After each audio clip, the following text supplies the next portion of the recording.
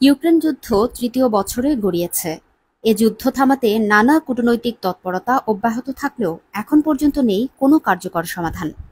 এর মধ্যে রাশিয়ার প্রেসিডেন্ট ভ্লাদিমির পুতিন ও ইউক্রেনীয় প্রেসিডেন্ট ভলোদিমির জেলেনস্কির মধ্যে সরাসরি বৈঠকের শর্ত জানিয়ে দিল মস্কো।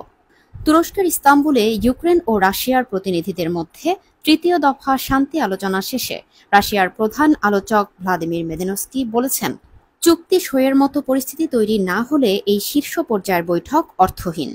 আমরা ইউক্রেনীয় প্রতিনিধিদের স্পষ্ট জানিয়েছি, এই বৈঠক শুধুই হবে চূড়ান্ত চুক্তি সইয়ের জন্য, আলোচনার জন্য নয়।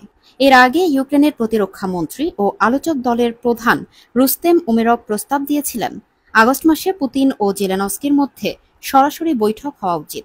তিনি মনে করেন এতে অচলাবস্থা ভাঙতে সহায়ক হবে। তবে রুশ পক্ষ বলছে এখনও সেই পর্যায়ে পৌঁছায়নি আলোচনা। মেদিনস্কি বলেন, শুধু মুখোমুখি বসে ছবি তোলার জন্য বৈঠক করার কোনো মানে হয় না।